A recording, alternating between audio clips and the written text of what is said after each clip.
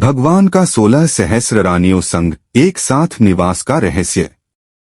परमपिता श्री कृष्ण का 16 सहस्र 108 रानियों के साथ द्वारका में एक ही समय पर निवास करना उनकी योगमाया और अनंत ऐश्वर्य का सबसे बड़ा रहस्य है।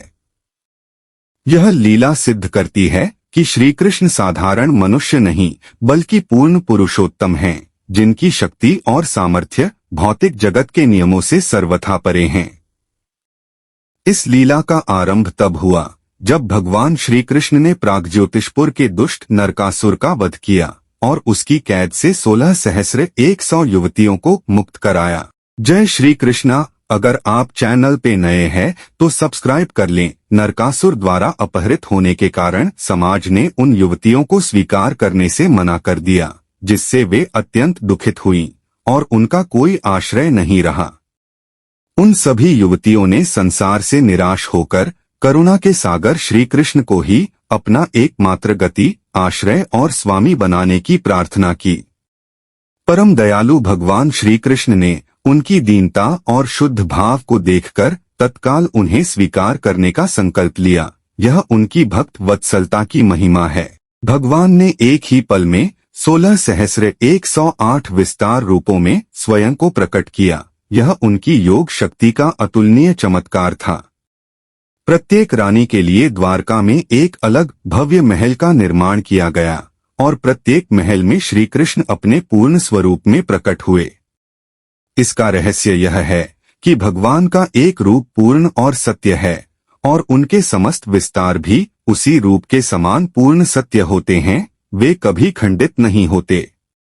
इस अद्भुत लीला का उद्देश्य यह सुनिश्चित करना था कि प्रत्येक रानी को भगवान का समान प्रेम, समय और सान्निध्य प्राप्त हो। यह उनकी न्यायप्रियता का गुणगान है। एक ही समय पर एक स्वरूप रुक्मिणी के महल में गृहस्थ कार्य कर रहा था तो दूसरा स्वरूप सत्यभामा के महल में दान पुण्य कर रहा था। तीसरे महल में एक स्वरूप विवाह की रस्में निभा रहा था तो चौथे महल में एक स्वरूप पुत्रों के साथ खेल रहा था। यह उनकी अचिंत्य शक्ति है। प्रत्येक महल में श्री कृष्ण अपने रानी के साथ स्नान, भोजन, धर्म चर्चा और विश्राम करते थे, जिससे किसी भी रानी को कभी भी अकेलेपन का अनुभव न हो। यह लीला सिद्ध करती है कि भगवान एक ही समय में निष्काम रहते हुए भी अनेक जीवों के साथ सकाम व्यवहार कर सकते हैं। यह उनकी अद्भुत योग शक्ति है। जब देवर्षि नारद ने द्वारका का भ्रमण किया तो वे इस रहस्य को देखकर आश्चर्यचकित रह गए और उन्होंने हर महल में भगवान को अलग अलग क्रियाएं करते हुए देखा। एक महल में नारद ने श्री कृष्ण को यज्ञ करते हुए देखा तो दूसरे महल में उन्हें शास्त्रों का अध्ययन करते हुए देखा। नारद जी ने अनुभव किया कि भगवान का यह कृत्य केवल अहंकार को तोड़ने के लिए था, ताकि कोई भी उनकी शक्ति को भौतिक नियम से न आंके।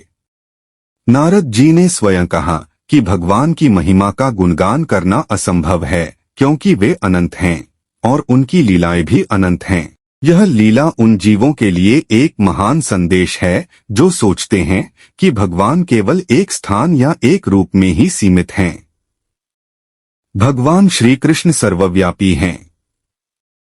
वे एक ही समय में अपने धाम में, भक्त के हृदय में और अपने विस्तारों के साथ द्वारका में निवास करते थे। इस लीला का मूल रहस्य भगवान की पूर्णावतारता में है। वे सभी ऐश्वर्यों, धर्म, यश, श्री, ज्ञान और वैराग्य से पूर्ण हैं। योगमाया की शक्ति से यह सब संभव हुआ। यह शक्ति स्वयं भगवान की दासी है जो उनकी लीलाओं को सिद्ध करने में सहायक होती है। भगवान की यह लीला यह भी दर्शाती है कि वे अपने भक्त के भाव और प्रेम को कितना महत्व देते हैं, भले ही भक्त की संख्या कितनी भी बड़ी क्यों न हो।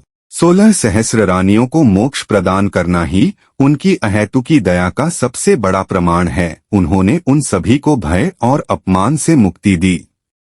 यह कथा हमें सिखाती है कि हम जिस रूप में भी प्रभु की शरणागति स्वीकार करते हैं, वे उसी रूप में हमारा कल्याण करते हैं। इस रहस्य का चिंतन करने से ही साधक का मन संसार की तुच्छ कामनाओं से विरक्त होकर भगवान के विराट ऐश्वर्य में लीन हो जाता है।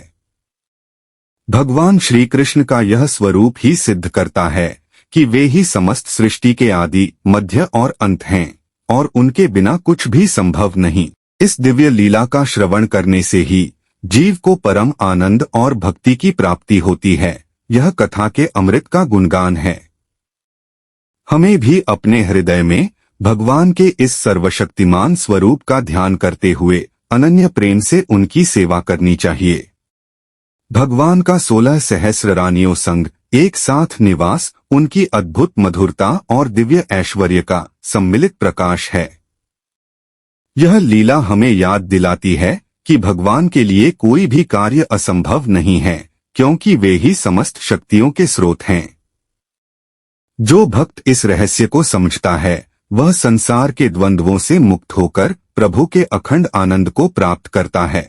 इसलिए हमें उनके इस परम आश्चर्यमय स्वरूप का निरंतर चिंतन करते रहना चाहिए।